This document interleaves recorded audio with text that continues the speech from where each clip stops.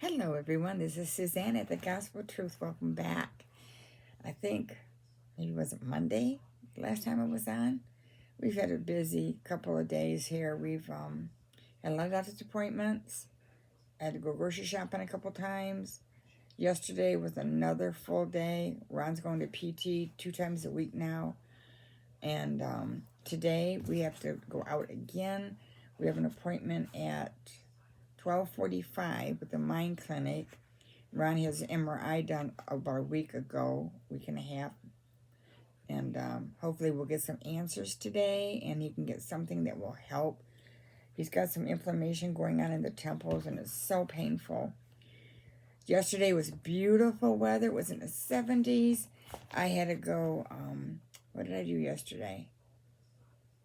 I took my husband to PT, did some errands, picked him up, dropped him off back home. Then I went back out to pick up a few more staple items. I've been trying to stock some things up ahead. And Kroger's happened to have some really good sales on toilet paper and different things. So I was getting low.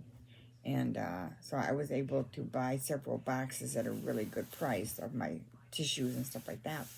So that worked out good. But I was hurting last night. And I was oh my gosh. Last night I woke up and my hips were very painful. I don't know if I caught you up on, I went back to the pain clinic for a follow-up of the injection in my knee, which lasted about a week. And we talked about it, and we're going to redo the injection in a couple weeks and see how long that one lasts. If it doesn't last that long, then they're going to do a nerve ablation. I think that's where they go in and they burn the nerve. They come back, but it's supposed to last a lot longer. I guess there's certain steps you have to go through to get to that point. And I just said, look, I'm so tired of being in this pain. It's holding me back from things I want to do. And I told him about the pain. It's really not, it's above my hip or below my hip area. It's really not the hip area. I have these horrible pains. And it almost felt like bursitis, but it's not that. So at the time they do the injection in my knee again, they're going to put a couple injections in those two spots. So we're still getting ourselves glued and put back together, but we're trying to hang in there the best we can. All right, the last time we were on, we read the Valley of the Battle is the Lord, or the Valley of Despair. Let me see. I had my place and then I lost it.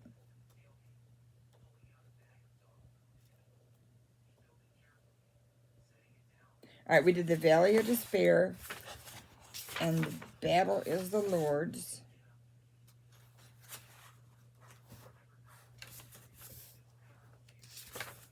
Okay, I'm sorry. Hold on one second.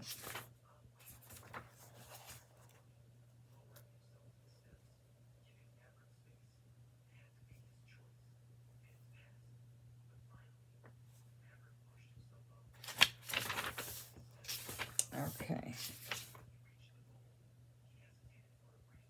Okay, I will not reject you.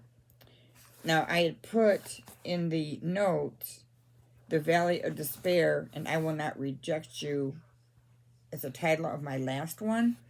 But I got reading, I went, oh, okay, it was just the Valley of Despair. It was not, I will not reject you. So we're going to start picking up there. Sorry for the confusion there. And when we last left off,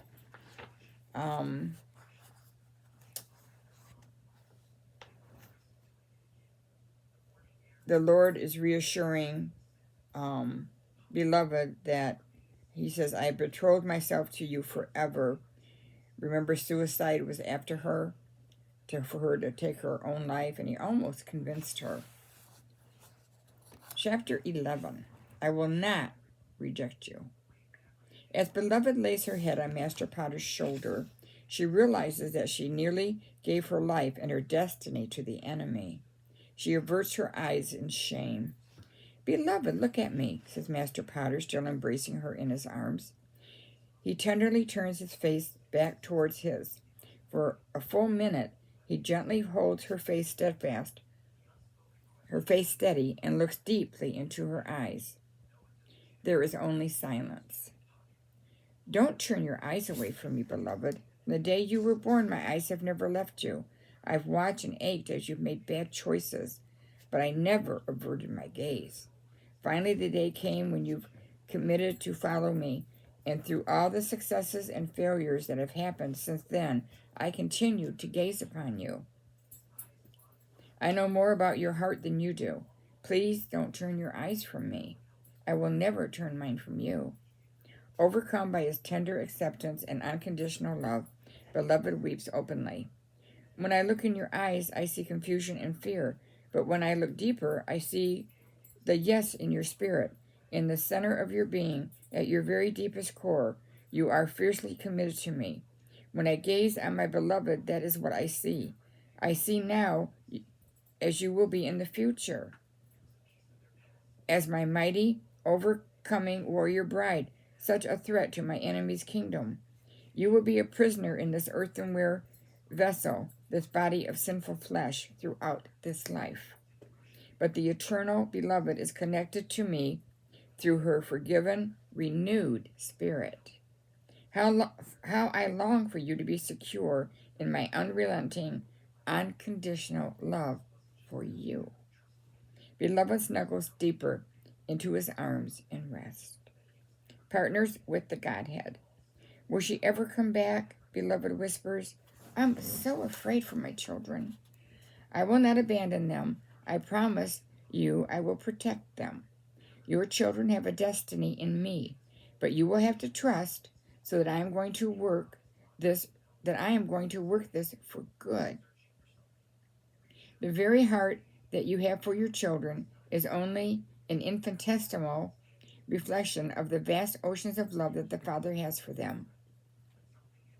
Yes, you birthed them, and you even died for them, but He created them and painted the entire universe just for their pleasure. His love knows no limits. The scripture that says everything works together for good to those who love the Lord and are called, I think that's very important. Beloved begins to see the anguish Master Potter feels for Purity and Crusader. She realizes they're his precious loved children too.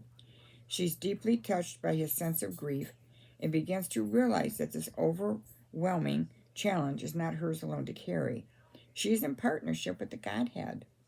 Emotionally spent, she falls asleep in his comforting arms, giving her aching mind and body much-needed relief.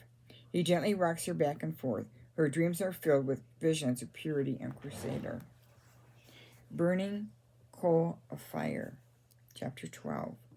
A bitter wind swirls through Master Potter's garden. Purity shivers on the bench under the lattice arbor. Last year's rose canes will scramble over the top, but are now brown and covered with ice. Wavering between anger and despair, she holds her head in her hands and sobs. You are so stupid, stupid, stupid, stupid. You've been praying for years to reconcile with your mom, and when you finally get the opportunity, you mess it up. As another winter blast stirs the snow flurries, the white dove transforms into Amazing Grace, one of Holy Spirit's many manifestations. He stands before her with outstretched arms and looking like a brown-robed desert monk from previous centuries. Sensing a presence, Purity looks up. Oh, Amazing Grace, you're here. You've come for me, she wails as she lunges toward him. Wrapping his comforting arms around her, he strongly embraces her. Overwhelmed with grief, she buries her face in the folds of his robes, and together they stand in the snow, gently swaying. I told you I'd never leave you, little one, he says gently. I know, but I couldn't see you.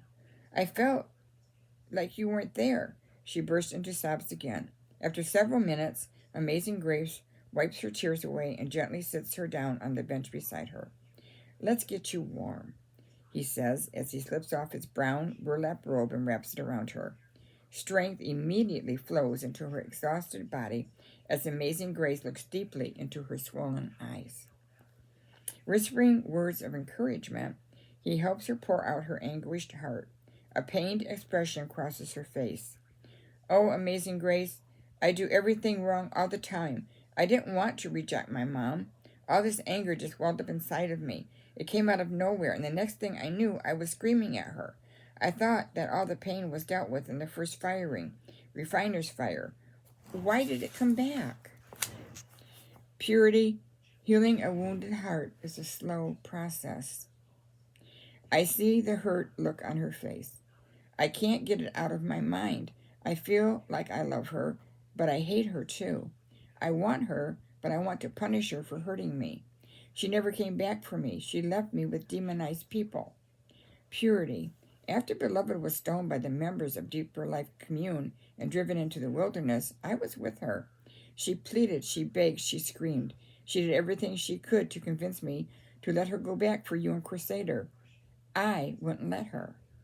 Your father and grandfather would have killed her. She prayed every day for you two. She really did all that she could. You need to know that she loves you deeply. Life is unfair. But I was just a little girl and it wasn't fair. As long as Satan prowls this world, life will never be fair. All Master Potter's friends left him when he died on the cross for their sins. That wasn't fair, yet he chose to love. Always remember, he understands what it's like to be abandoned and to forgive those who abandon him. I didn't think it was going to be so hard. I thought I forgave everyone. I can't believe this anger is back again. You're farther along than you know. You just have to be willing, are you? Pulling the brown cloak around her comfort, she silently nods her head yes. Taking her head in his hands and turning it toward him, he lets out a joyful laugh. That's my girl. That's what I've been waiting to hear, he says with a twinkle in his eye. The gift. Reaching in his pocket, he pulls out a delicate ceramic jar. As she looks at this beautiful, iridescent purple vessel, she says in delight, It has my name carved on it. Running her fingers over the impression, she asked, Why is it so warm? Ignoring her question, he says, I've been carrying this since the day you were born. And as you can plainly see, your name is Purity and always has been, even before the foundation of the world. Your name, is also your prophetic destiny, your calling. I don't understand. Purity, today, because of the yes in your heart, I get the honor of commissioning you.